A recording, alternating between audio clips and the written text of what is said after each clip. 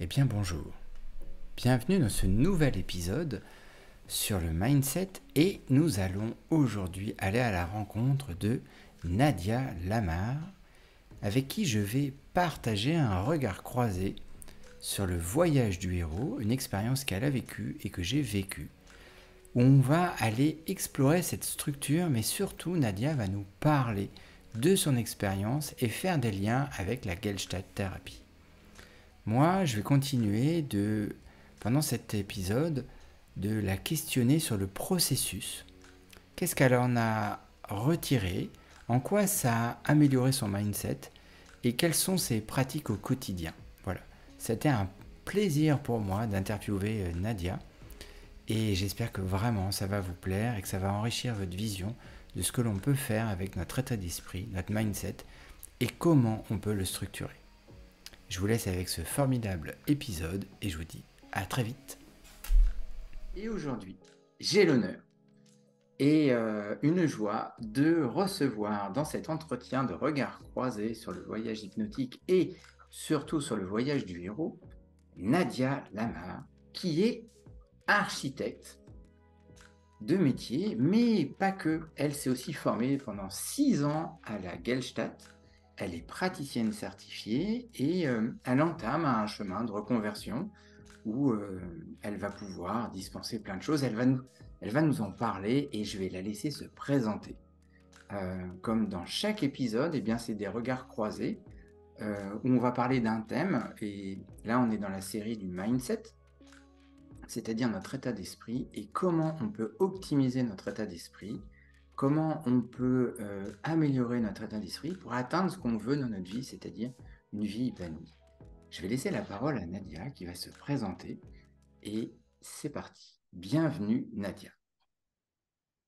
Je te remercie infiniment, Julien. C'est un vrai plaisir de te retrouver aujourd'hui. Écoute, tu as déjà dit pas mal de choses, hein. Donc, je suis effectivement architecte de formation. C'est un métier que je pratique encore et en même temps, au gré des aléas de la vie, j'ai pris un autre chemin. J'ai rencontré la Gestalt et j'ai commencé donc effectivement un chemin de reconversion pour partager ce que j'ai appris et comment la Gestalt a pris à l'IFAS, a transformé ma vie et celle de tous mes collègues de promotion. Donc, c'était pas forcément mon idée à la base. Je l'ai fait comme un travail de chemin de développement personnel, de vouloir apprendre à me connaître, à me rencontrer vraiment, savoir qui j'étais derrière tous ces masques qu'on peut porter au quotidien. Et voilà, une passion est née, de belles rencontres ont eu lieu sur le chemin et m'ont guidée vers cette envie-là, voilà, aujourd'hui. Ok. Nous, on s'est rencontrés sur un voyage hypnotique il n'y a pas longtemps. On a vraiment vécu une aventure très très forte. Euh, Mm, Moi, j'en ai très déjà puissante. parlé dans un précédent podcast, j'en ai parlé dans certaines vidéos. Mais aujourd'hui, j'avais envie d'explorer avec toi comment ce voyage, avec cette structure des mythes de Joseph Campbell, a enrichi ton mindset ou l'a précisé, qu'est-ce que ça a apporté. Est-ce que tu peux nous en dire un peu plus sur ce voyage hypnotique, en fait, ta vision à toi de ce voyage hypnotique déjà? Euh, Ce voyage hypnotique a été assez bouleversant, je dois l'avouer. D'une part, par les rencontres incroyables que j'y ai faites. Je me suis sentie comme rarement chez moi, très à l'aise avec des gens que j'avais jamais vus 5 minutes avant. Ça, c'était très perturbant. Et même si j'ai fait beaucoup d'autres expériences à côté, d'autres types de, de voyages à la rencontre de soi, de retraite spirituelle, voilà, j'ai fait pas mal de stages à côté. Mais il y avait une telle symbiose, une telle synergie dans un mélange de techniques différentes qui est extrêmement bien maîtrisé par Kevin Finel et Vincent Horner, une espèce de mélange un peu de tout ce qu'ils ont pu faire eux comme expérience, une espèce d'alchimie entre hypnose, entre chamanisme, entre breathwork, travail sur la mobilité du corps aussi, le lien entre le corps et l'esprit, en débordant même vers l'ésotérisme. Enfin, il y avait vraiment un mélange qui était je trouve, très savamment maîtrisé, de culture ancienne, d'hypnose contemporaine, de recherche d'état de conscience progressif de plus en plus poussé et intense aussi. Et ça, c'est quelque chose que j'ai beaucoup apprécié, qui mélange aussi la trance, le théâtre, l'expression de soi, euh, un travail entre extériorité et intériorité. Euh, j'ai trouvé ça vraiment ouais, d'une grande puissance et en même temps très bien encadré. Euh, entre raison, émotion, joie et aussi en même temps d'explorer nos zones d'ombre, d'y aller de façon sécuritaire, mais d'y aller franco. J'ai trouvé ça extrêmement intéressant. Et, euh, et oui, et bouleversant, parce que jusqu'à maintenant, je ne le voyais pas forcément. Dès le début, c'était très clair que c'était pas forcément quelque chose de thérapeutique. Mais je pense que pour la plupart d'entre nous, ça l'a été. Ça l'est, et ça l'est un peu de façon, j'ai envie de dire, moi, de mon côté sous-jacent, parce que, tu vois, c'est venu éclairer rétrospectivement des épisodes que j'ai vécus, des prises de conscience, des déclics, des switches que j'ai eus depuis les 5 dernières années, où je travaille vraiment de façon très intense euh, sur moi. Tout d'un coup, des phrases comme ça, qui venaient éclairer des étapes justement du voyage du héros, ont été vraiment très éclairantes a posteriori, ont mis de la lumière sur des choses que j'avais pas forcément encore conscientisées. Et c'était très réparateur, pour moi en tout cas, d'entendre certaines phrases, voilà, j'ai encore en mémoire hein, des phrases de Kevin qui résonnent, de quoi je me coupe, à quoi j'ai envie de me relier, à quoi j'ai envie de faire de la place dans ma vie en ce moment, qu'est-ce qui prend trop de place et qu'est-ce qui n'en prend pas assez. Mhm. Ok, j'ai dit non à plein de choses, mais maintenant, ok, j'ai fait le vide et bah, de quoi j'ai envie de remplir ma vie, qu'est-ce que j'ai envie de mettre au centre, au cœur de ma vie. Et je trouve que c'est des sujets essentiels que rares sont les personnes qui prennent le temps voilà, de se poser 10 minutes et d'y penser, ne serait-ce que 10 minutes par semaine ou 10 minutes par mois. De dire, voilà, qu'est-ce que j'ai envie de vivre comme expérience maintenant dans ma vie, quoi. Et donc, du coup, quand je t'entends, c'est que ça a eu un impact sur ton état d'esprit, ta construction même tu l'as dit, qu'est-ce que je veux enlever, à quoi je veux laisser plus de place, qu'est-ce qui prend trop de place. Euh, Typiquement, au niveau de ton mindset, quel impact ça a eu euh, déjà sur les premiers jours du voyage, en fait?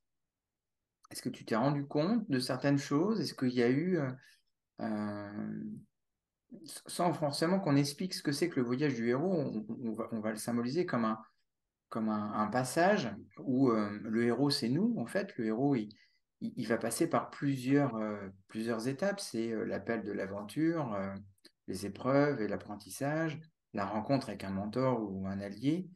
Et puis bah, il y a forcément un combat parce qu'il y a un héros. Et puis, pour qu'il y ait un combat, bah, il y a cet anti-héros. Il y a la transformation, la résurrection. Puis il y a le retour au don, c'est-à-dire bah, le retour au monde ordinaire, en fait.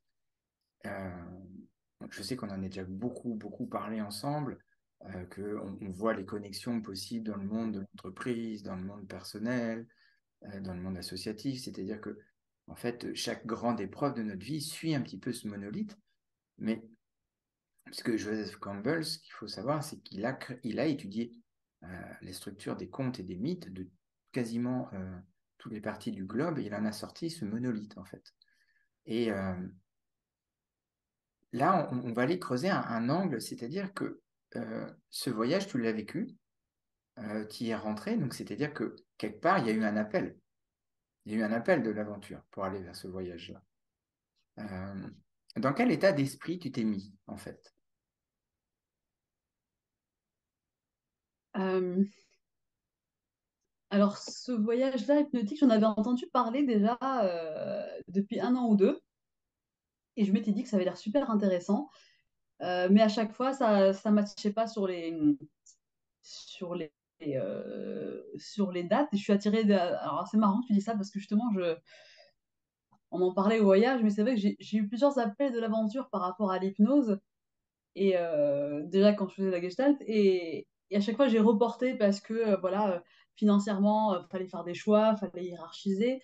Mais j'ai eu deux, trois appels comme ça que j'ai un peu éludés. J'ai fait effectivement des refus d'obstacles sur ces sujets-là en priorisant autre chose parce que voilà, je m'étais engagée dans autre chose. Et à un moment, c'est très drôle les liens dans la vie parce que le dernier résidentiel, donc la dernière semaine de formation qu'on a eu en Gestalt, était justement sur le thème du voyage du héros. Et on avait détaillé justement les étapes que tu viens de citer. On avait fait des résonances avec nos vies, on a essayé d'en trouver justement qu'est-ce qui correspondait à chaque étape dans nos vies. Et, euh, et du coup, voilà, donc cet été est passé, j'ai fait ce stage-là, et je reçois tout d'un coup, j'étais abonnée à la newsletter, et je reçois l'information du voyage, et je vois que le thème, c'est le voyage du héros. Et là, il y a un déclic qui se fait, tu vois, tout d'un coup, c'est comme si les planètes s'alignaient de me dire, ah non, mais celui-là, je peux pas le refuser, quoi. Je suis passée à côté de celui sur le chamanisme, l'ordre et le chaos, ça me tentait bien comme thématique, c'était des anciennes thématiques, une ancienne thématique de voyage hypnotique. Et là, ça vient tout cuit, offert sur un plateau. Je me dis, ah, c'est pas possible, là, celui-là, je peux pas ne pas y aller. Donc, je m'inscris. Et par contre, je suis venue sans attente. Enfin, c'est un truc que j'ai appris aussi parce que je fais aussi un peu d'énergétique à côté. C'est un sujet qui me passionne vraiment, comment notre corps, comment notre esprit fonctionne. Et, euh, et j'apprends à travailler ça aussi, de lâcher ses attentes, lâcher ses désirs, d'accepter ce qui est, comme ça se présente, et de ne pas venir avec ton paquet de j'espère guérir ça, j'espère en finir avec ça, j'espère passer à autre chose là-dessus, et d'arriver avec ton paquet et bim, de le déposer et de gâcher ce qui existe déjà, quoi. Donc j'étais là, non, j'arrive on appelle ça la page blanche en Gestalt, c'est arriver vraiment avec sans a priori, sans faire de suppositions et se laisser surprendre justement par ce que la vie à nous offrir, parce que ce voyage à nous offrir. Voilà, j'avais confiance en l'Arche, j'avais envie de me laisser surprendre. Donc je suis arrivée vraiment comme ça. Et je pense que c'est une des meilleures postures parce que tu t'attends à rien et tu ne peux être que surpris de façon agréable, même si le descriptif du voyage est toujours très, très mystérieux. Et je trouve ça justement très intéressant d'un moment, je me rends compte que les plus beaux voyages que j'ai faits sont ceux où il y avait juste deux lignes de descriptif en disant voilà, des voyages pour vous découvrir, pour découvrir le soi, ou pour découvrir voilà, quelque chose de vraiment très, très simple, mais qui à un moment entre en résonance par rapport à ce que tu ressens. Et du coup, tu te dis voilà, là, bah, c'est le moment, j'y vais. Donc il y a eu quelques appréhensions quand même avant le voyage, parce que j'arrivais, je crois qu'on était 38, quelque chose comme ça. Je connaissais strictement personne.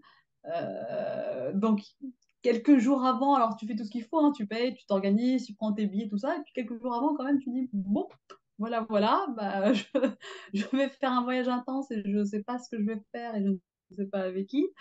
Et puis à un moment, voilà, on fait le grand saut et puis on y va. Et c'est extraordinaire parce que voilà, la plupart d'entre nous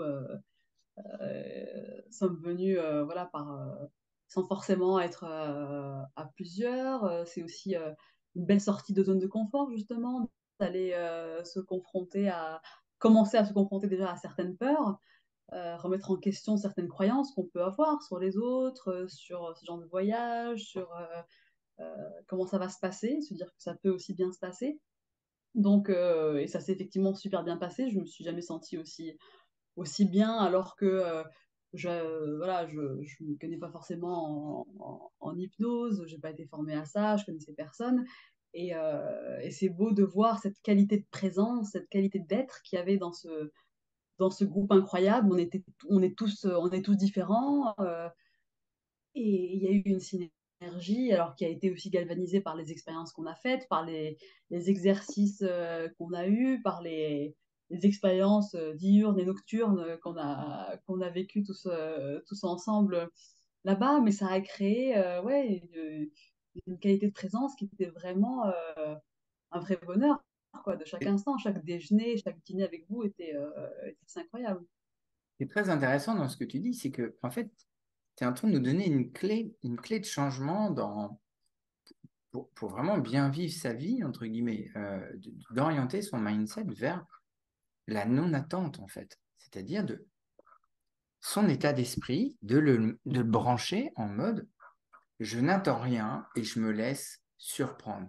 Je ne projette rien et, euh, et donc, du coup, je me laisse arriver au présent. Et c'est un mot que tu as beaucoup utilisé sous un autre terme, c'est le mot présence. Mm.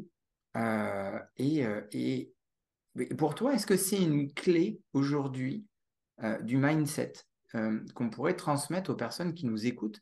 C'est-à-dire que dans plein de situations, peut-être que de se dire, bah non, en fait, là, je vais me laisser surprendre. Je vais, euh, je vais y aller au présent. Je vais, comme tu as dit, faire une page blanche pour me permettre de vivre ce moment-là sans forcément projeter quelque chose et chercher, en fait. Parce que dans ce que tu me dis,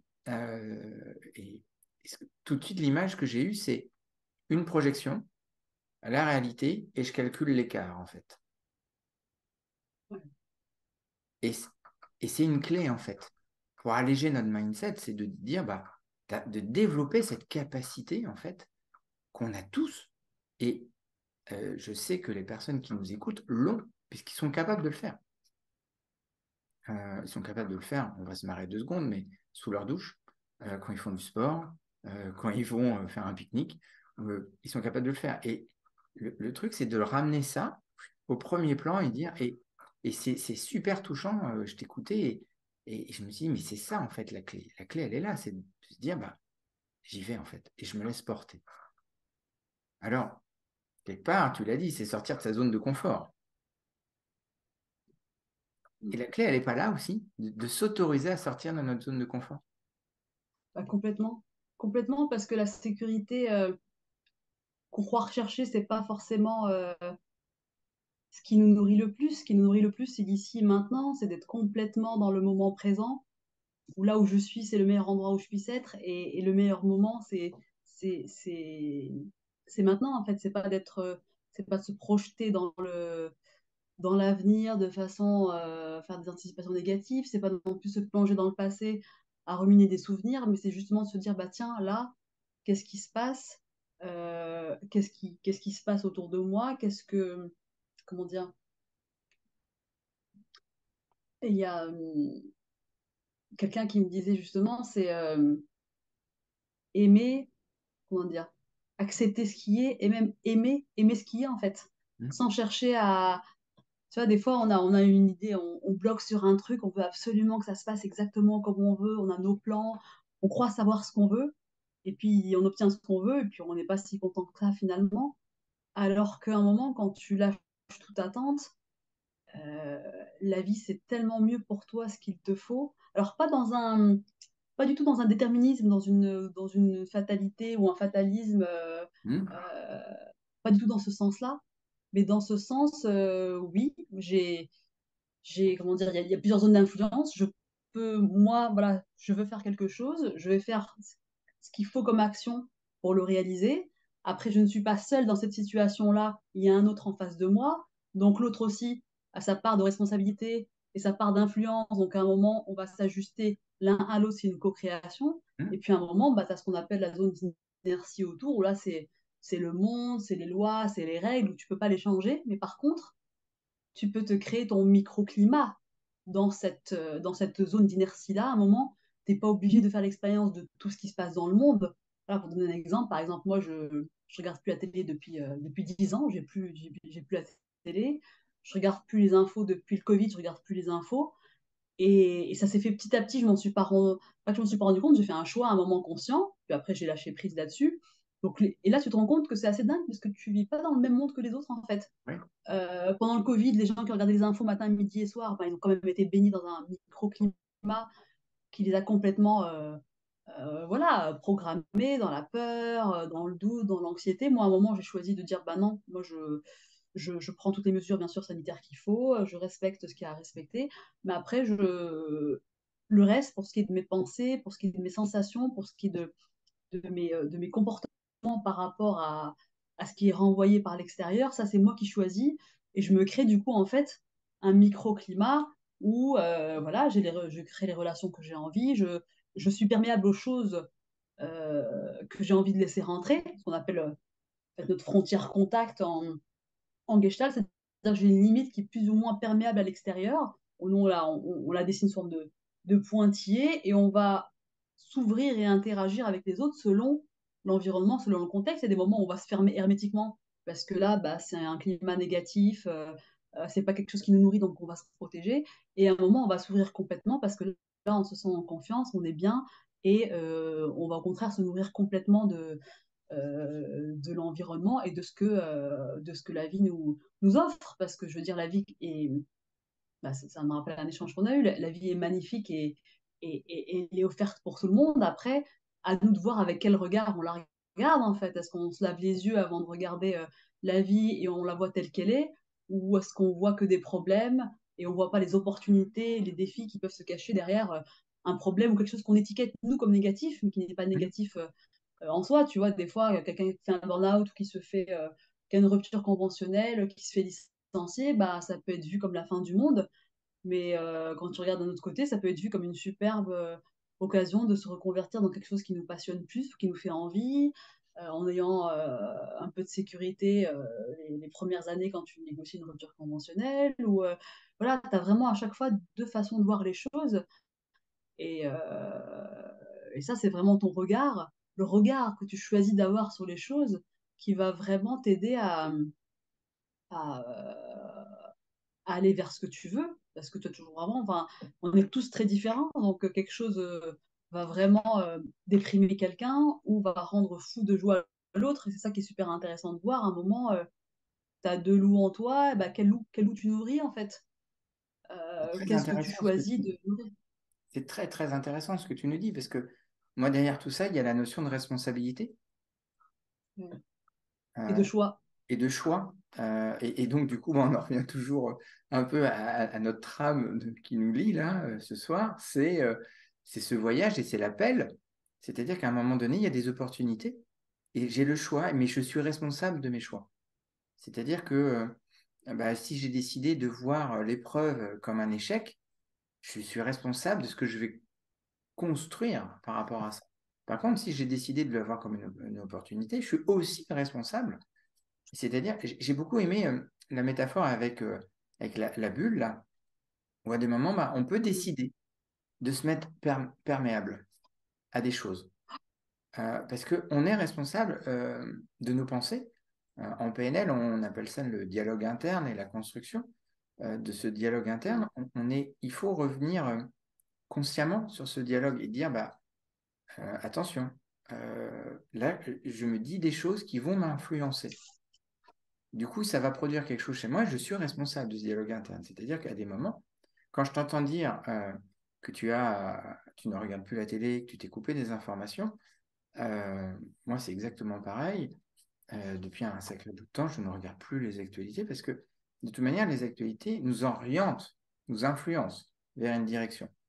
Très souvent, de la peur, de la culpabilité, de l'angoisse. Et on s'en rend même plus compte qu'on est complètement influencé. Et on est même influencé dans notre dialogue avec nous-mêmes et avec les autres. Là, ce qui est intéressant dans ce que tu nous as dit, c'est que tu prends la responsabilité de faire autre chose. Tu agis de façon à multiplier les choix, tout en respectant le cadre établi, les règles, mais tu as ta propre responsabilité en disant, ça ne me convient pas, et je vais orienter mon mindset vers une autre direction. Euh, En fait, tu déjà arrivé sur la question que j'allais parler sur les épreuves et l'apprentissage. Quelque part, le Covid, c'était aussi une épreuve et un apprentissage que tu as contourné d'une certaine façon, que tu t'es adapté.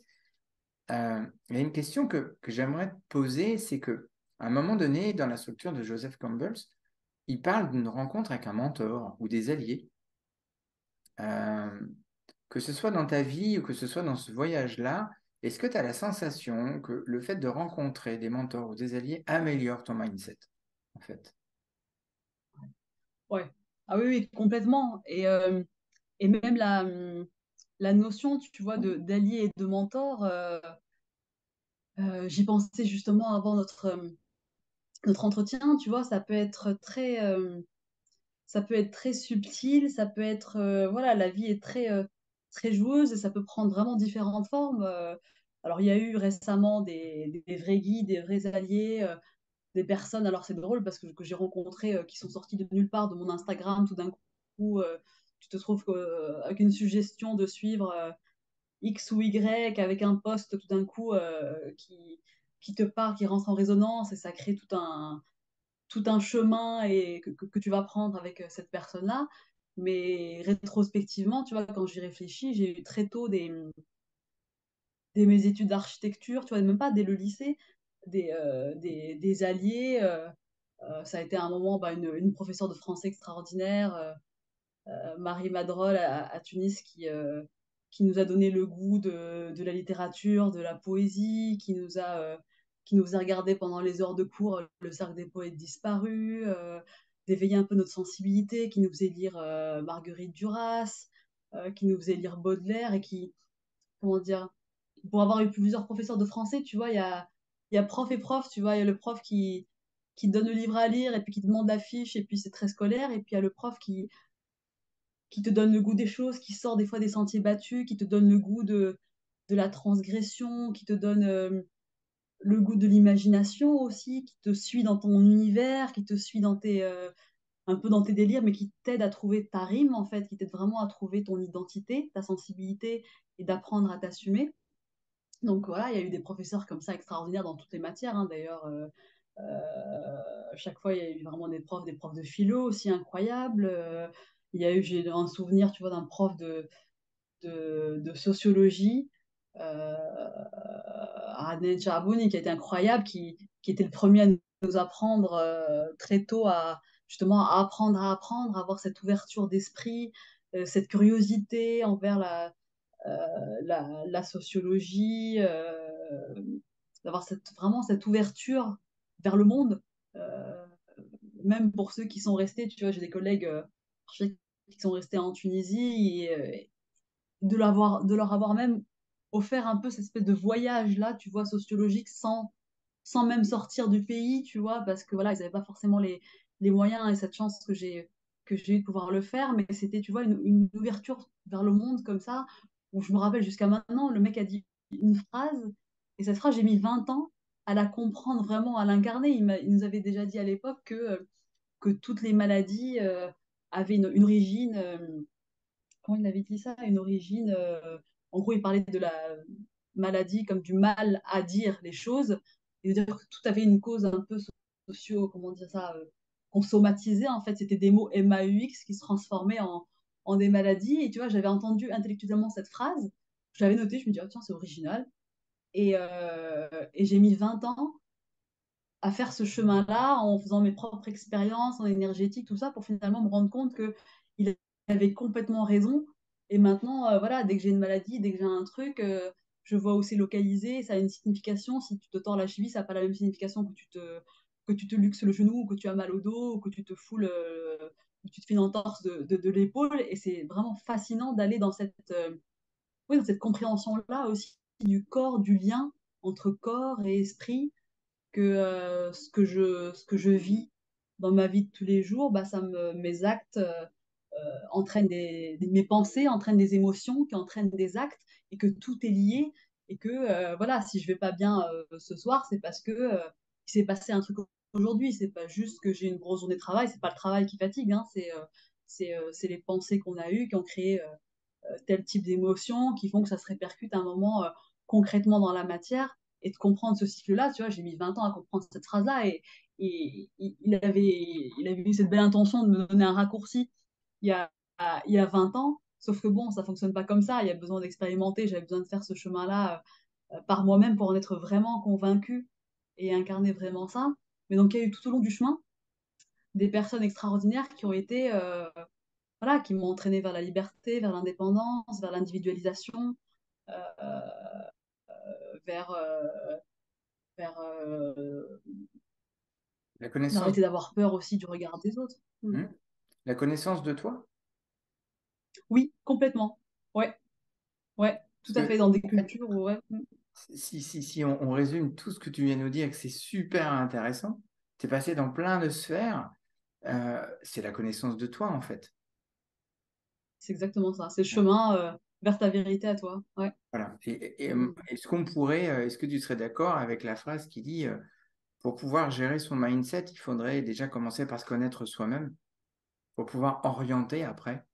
Euh, c'est pas de dire seulement, oui, je gère mes pensées ou je gère mes sensations dans mon corps, je gère. Non, non, c'est d'aller un petit peu plus loin en disant, bah tiens, dans cette situation-là, j'ai réagi comme ça et comme ça, parce que j'ai fait ça, quel apprentissage je peux en tirer pour pouvoir m'améliorer et construire en fait quelque chose de beaucoup plus stable pour après aller dissoudre la pensée, dissoudre la représentation, dissoudre la sensation dans le corps et de comprendre un petit peu ce processus à l'intérieur. C'est super intéressant ce que tu nous dis parce qu'en fait, beaucoup de personnes passent à côté de la, de la connaissance de leur propre fonctionnement. Et Complètement. Après, on a été programmés, hein. C'est vrai que depuis enfant, voilà, on a tous vécu dans des systèmes de croyances, des filtres qu'on nous a mis en fait entre nos yeux et la réalité. Donc, on a vécu avec ça, on a baigné là-dedans pendant 10, 20, 30, 40 ans pour certains. Et tu vois, pour l'avoir réalisé de façon très concrète, c'est pas juste parce que tu pars de chez tes parents que tu refais ton système de croyance. Enfin, tu vois, la distance physique, c'est un bon début, mais ça ne suffit pas. Il y a vraiment, et tu es très bien placé pour le savoir, c'est des croyances qui sont vraiment enracinées en nous, qu'on ne conscientise parfois même pas.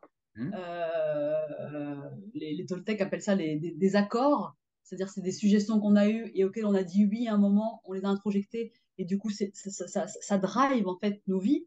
Et, et tout ce qu'on a comme croyance à l'extérieur, ben, en fait, on est créateur de notre réalité. Donc, tout ce qu'on a à l'intérieur, c'est ce qu'on projette à l'extérieur. En fait, c'est comme si on allait vérifier toutes nos croyances. Donc, si on croit que bah, la vie, c'est pas facile, bah, notre vie, effectivement, sera pas facile parce que c'est ce qu'on croit dur comme fer, c'est ce qu'on projette, c'est ce qu'on vibre, en tout cas, à un niveau quantique dans la vie de tous les jours. Donc, effectivement, on pense qu'on mérite pas les choses facile, eh ben oui, on va avoir une vie pleine d'épreuves, d'obstacles, ça va pas être évident, on va pas aller vers la joie parce qu'on pense qu'on la mérite pas, et ça va créer tout un système comme ça, tout un microclimat pour le coup là négatif qu'on va, euh, qu'on va créer, mais pour reprendre l'idée justement d'être soi-même, donc là c'est comme si on avait des ronds d'oignons autour de nous qui nous filtrent notre vision de la réalité. On croit que notre réalité est la réalité, ce qui n'est pas du tout le cas.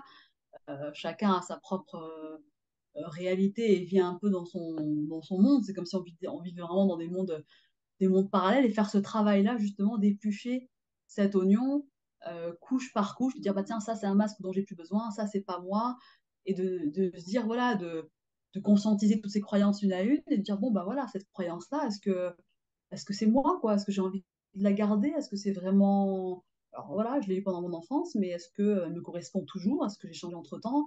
Parce qu'à un moment, j'ai envie de la laisser partir et de la remplacer par autre chose et de faire tout ce travail-là, justement, de décortiquer et de voir, justement, de passer, on appelle ça en Gestalt, de passer des contenus au processus, en fait. Tu vois, des contenus, c'est par exemple, bah, tiens, tous les jours à l'heure des repas, tel collègue n'est jamais là à midi autour de la table, toujours des courses à faire, bref, elle est jamais là. Bon, ça, c'est un contenu. Voilà, le client te dépose ça en séance, ok. Bah nous, on va aller creuser, tu vois. Tu dis, ah bon, ok, donc ça, c'est arrivé une fois, ça vous arrive dans d'autres domaines, c'est intéressant. Donc, à chaque fois que ça se produit régulièrement, bah, qu'est-ce qui se passe? Qu'est-ce qui se passe en vous quand ça se produit, en fait? Voir le processus derrière, te bah, tiens, qu'est-ce que ça touche en vous ces moments-là? C'était compliqué pour vous, les moments de convivialité, les moments pour se retrouver ensemble, ça vous évoque quoi? Et là, généralement, tu as un déclic qui se passe. Tu dis, bah oui, enfant, c'était pas des moments super joyeux, les moments des repas, ça finissait toujours en engueulade. Donc pour moi, c'est pas quelque chose vers lequel je vais naturellement. J'ai toujours une petite appréhension. Bah tiens, j'en étais pas du tout consciente, mais effectivement, je déjeune jamais avec mes collègues, quoi. Effectivement, c'est un moment que je fuis parce que je me rendais pas compte, mais effectivement, ça résonne quelque chose de négatif à l'intérieur et je sais pas comment le gérer. Donc inconsciemment, je vais me créer toujours des choses à faire qui font que je vais éviter ça. Et donc d'aller voir justement avec le client ce processus et de pas se bloquer à chaque fois sur ah bah tiens, pourquoi vous n'êtes pas allé déjeuner? Bah non, de voir qu'est-ce que ça révèle vraiment à un autre niveau, à un niveau de fonctionnement, un niveau de schéma répétitif en fait de reproduction chez les clients, de dire bah tiens, qu'est-ce que ça révèle de vous? Et là, on arrive à l'étape de la transformation du voyage euh, dans la structure de Joseph Campbell, c'est-à-dire qu'à un moment donné, on va transformer quelque chose. Le héros, la métaphore, c'est nous, le héros. Euh, le héros, il est obligé de transformer quelque chose. Il est obligé de transformer ses croyances, parce que bah, il y a un avant, un après. S'il ne les transforme pas, c'est ce que tu viens de nous dire, avec le contenu et le processus, c'est d'aller chercher le processus qui est derrière. Et ça, c'est beaucoup plus intéressant d'aller se vautrer dans le contenu, parce que moi, j'ai coutume de dire que bah, plus on va se vautrer dans le contenu, et c'est un peu comme si on allait se faire un bain dans une fosse à lisier, pas sûr que ça soit la meilleure solution du monde. Euh, Mm. et d'aller chercher plutôt dans le processus. Et là, en fait, tu es en train de nous dire que il faut être, si je reprends tout ce qu'on a vu déjà depuis quasiment une heure, là, c'est euh, un, la notion de se connaître soi. Deux, la notion de choix. Trois, la notion de responsabilité par rapport à ces choix. Et quatre, la notion de, OK, je suis responsable, mais je suis aussi responsable de mon changement. C'est-à-dire qu'à un moment donné, si ça ne me convient plus, si dans mon évolution ça ne me convient plus, j'ai deux solutions. Soit je peux continuer de me plaindre, OK? Soit je décide de changer. Et si je change réellement et je construis un autre système. C'est-à-dire que la croyance qui nous a portés jusque-là, elle n'est pas à mettre au panier directement. On peut déjà la remercier parce que sans elle, on n'aurait pas été la personne qu'on est. Mais par contre, on peut lui dire Ouais. que elle a peut-être plus besoin d'être là à 100% et d'en laisser une autre prendre la place. Et puis alors après, moi, ce que j'aime beaucoup, c'est le cinquième point que je mets un peu plus loin, mais toi, tu nous l'as dit plus tôt, c'est la notion de filtre. C'est la notion de Mm. se rendre hermétique à certaines choses. Et ça, je pense que c'est une clé. Tu viens de nous donner une clé aujourd'hui, là. C'est une pépite pour moi. Et tu sais que ce mot résonne. Euh, c'est une vraie pépite. C'est-à-dire qu'à un moment donné, on a le droit de ne pas entendre certaines choses ou ne pas voir certaines choses parce que de toute manière, ça va à l'encontre de notre système et on va surconsommer. Certaines personnes me disent oui, mais c'est une façon de se raconter des histoires. Moi, j'ai tendance à leur dire de toute manière, vous vous racontez une histoire. Et quelle histoire on se raconte? Voilà. Ouais. Et on est responsable de cette histoire-là. Donc, on a abordé la transformation à travers la transformation des croyances. Tiens, allez, j'ai envie de me marier ce soir et s'il y avait un petit tips, une petite astuce, tiens, de ces 6 années d'apprentissage de la Gestalt sur la transformation des croyances, ça serait quoi? Je te jette un challenge là, un peu comme ça, Improvisation. improvisation, juste un truc simple pour permettre, tiens, peut-être de baisser un dialogue interne ou de se baisser une pression qu'on se met dans notre Mm. quotidien, en fait. Euh, Ça me parle beaucoup parce que la thérapie, pour moi, c'est un peu un art de la question. Et effectivement, en ce moment, je suis fascinée par certaines questions qui sont vraiment très intéressantes par le voyage intérieur où elles nous emmènent. Et ouais, comme ça, j'aurais envie de te partager quelques questions. Les questions qui me viennent, c'est déjà quand quelque chose se passe dans votre vie de tous les jours qui vous active, ça va être, émotionnellement en tout cas, ça va être de se dire, bah tiens, euh, au lieu de se retourner vers l'événement, vers la personne qui vous a fait ci ou qui vous a fait ça, qui vous a blessé, qui vous a trahi, qui vous a pas respecté, c'est un moment, prendre un petit moment entre soi et se dire, bah tiens, qu'est-ce que ça touche en moi? Qu'est-ce que ça vient titiller en moi? Est-ce que je me sens pas respectée? Est-ce que c'est parce que je me sens pas légitime? À quoi ça me fait penser? Est-ce que c'est quelque chose que je ressens souvent? Dans quel domaine je le ressens? Euh, D'aller creuser ça déjà en soi, de conscientiser un peu qu'est-ce que ça vient toucher, et après de voir aussi dans certaines situations, des fois où on ne se sent pas à l'aise, où on ne se sent pas à sa place, et en même temps, on n'est pas forcément à l'aise pour passer à l'action, c'est de se dire, putain, là, qu'est-ce que je suis en train d'éviter? Qu'est-ce que je redoute? De quoi j'ai peur?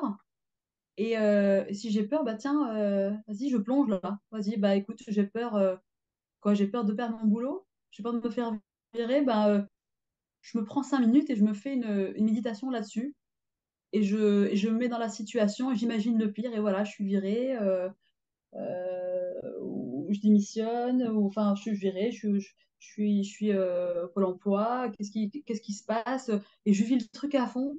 Et c'est très drôle parce que généralement, à chaque fois qu'on prend le temps de faire ça, on se rend compte que déjà 97% des pensées anxieuses qu'on a ne se réalisent pas.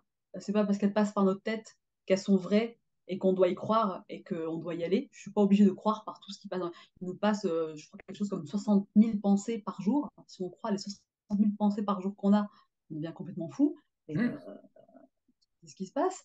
Donc se dire à un moment, bah non, cette pensée-là, à quoi elle me sert en fait? Est-ce que quand j'ai cette pensée-là, je me sens mieux? Ou est-ce qu'au contraire, ça me met mal et j'ai plus envie de rien faire? Donc à quoi ça me sert de la garder si je me sens pas bien quand je la ressens? Et est-ce que je pourrais pas choisir une autre qui est un peu plus sympa, qui me donne envie de faire des choses sympas et d'être dans la joie et d'être bien? Donc de se dire aussi, tiens, cette pensée-là, à quoi ça sert? Et après, si on pouvait faire une ouverture aussi vers l'acceptation, de se dire, bah tiens, là, qu'est-ce que je pourrais accepter, quoi? Qu'est-ce qui se passe dans ma vie que j'ai du mal à accepter, et je fais une différence avec, c'est pas me résigner, c'est dire je suis prêt à accepter, ou qu'est-ce que je suis prêt à accepter que je n'accepte pas. Tu vois, voilà, j'arrive pas à accepter que je suis dans telle situation, bah, j'accepte que je n'accepte pas et que j'en suis là pour l'instant et que c'est OK d'en être là pour l'instant. Tu vois, je fais de mon mieux et c'est OK d'en être là, quoi. C'est vachement intéressant. Je suis pas allée plus loin. C'est très très intéressant ce que tu nous dis et moi je me permettrais juste de rajouter un tout petit truc. Euh, Mm. c'est il faut être conscient d'un truc. C'est que les pensées qu'on a actuellement, elles viennent à 90% des pensées de la veille. Donc si je commence à faire du ménage à un moment donné dans mes pensées, Mm. et c'est là que ça s'est allumé dans ma tête au moment où tu l'as dit, bah, si elle me sert à rien, elle me sert à rien, je l'abandonne. Parce que ce sont des automatismes. Ce sont des pensées qui arrivent, on ne sait même pas d'où elles viennent. Tac, elles arrivent, hop, on les prend pour vraies et tac, on s'immobilise dessus. Ouais. Alors, moi, j'aime bien dire aux gens de prendre conscience de leurs pensées, d'imaginer en fait les pensées comme des trajectoires, un peu comme des météorites qui passent. Trop de la Terre. Mm. Et puis, Étoile filante. voilà, et d'utiliser cette métaphore et dire, bah, en fait, non, celle-là, je ne la veux pas, donc je la laisse passer, en fait.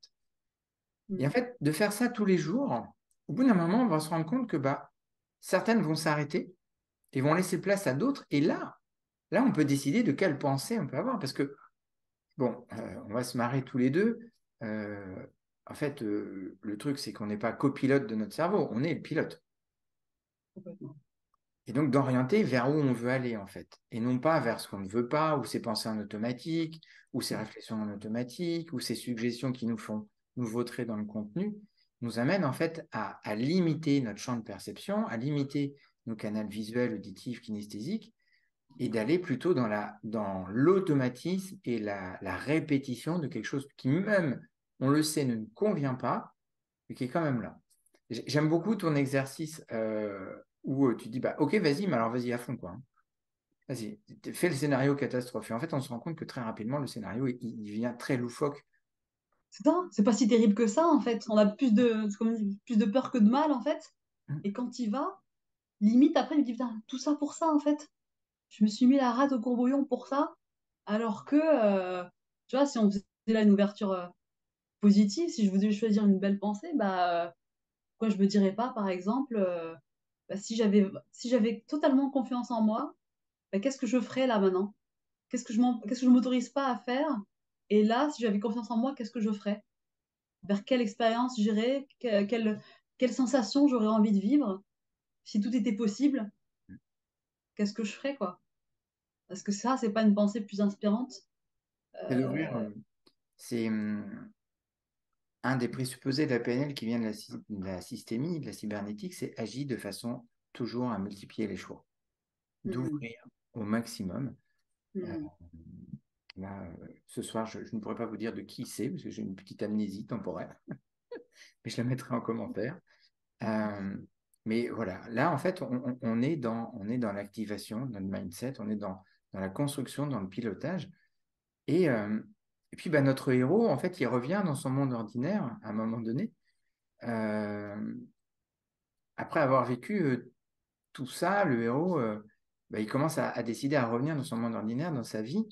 Euh, Toi, tu as vécu ce retour, et tu l'as vécu plusieurs fois dans ta vie, mais tu l'as vécu réellement là aussi dans le voyage hypnotique. Qu'est-ce que tu en as appris de ce voyage, en fait, dans ce retour dans ton monde ordinaire? Quelle petite chose tu as décidé de faire plus de place pour reprendre tes mots du départ? Quelque chose que tu as décidé d'abandonner et quelque chose que tu as décidé de mettre plus de place dans la construction de ton mindset? Ta question est très intéressante parce que, tu vois, un des trucs qui m'est resté, pareil, c'est encore une phrase, je sais plus de Kevin. Alors c'est marrant parce que c'est une phrase de Kevin, mais Vincent l'incarnait terriblement. C'était de se dire, vous pouvez revenir au monde ordinaire, mais sans vraiment revenir complètement. Et tu vois, ça, c'est une phrase qui me hante depuis le voyage, où tu te rends compte que c'est comme si, je m'en doutais déjà avant, mais là, ça a rajouté un peu une cinquième dimension de, on vit dans une matrice, et tout d'un coup, tu vois, c'est comme si j'avais reculé d'un step en disant, bah ouais, là, je rentre dans la matrice, mais j'y reviens pas complètement, et je garde ce côté un peu macro, métavision de l'extérieur, de dire, bah, je m'échappe quand je veux. Et du coup, bah, je te le partageais justement il y a quelques semaines, de dire, bah, je me surprends dès que j'ai une seconde de libre, à partir en transe assez rapidement, mais l'air de rien, une espèce de transe ordinaire, entre guillemets, tu vois, qui me reprend comme pour me rappeler que oui, bah, là, c'est une matrice et c'est pas ça la vraie vie. La vie est un jeu, qu'il faut pas prendre les choses trop sérieusement non plus, parce que ce que j'avais tendance à faire au début, d'être vraiment bah, collé au contenu et de pas garder le nez sur les contenus et de pas décoller pour voir les processus. Donc, ce que je garde, c'est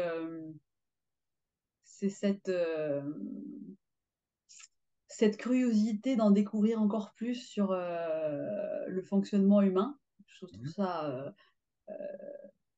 terriblement fascinant de comprendre comment on fonctionne et de transmettre ça aussi, quoi, parce qu'il y a une envie aussi à un moment de...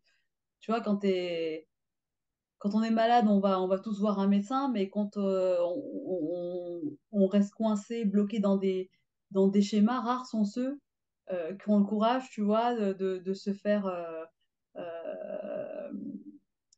comment dire, de se faire encadrer, d'aller chercher de l'aide. Des fois, ça peut être juste, tu as besoin de 6 mois de coaching, de thérapie, sur un sujet bien, bien précis, et ça peut vraiment transformer ta vie.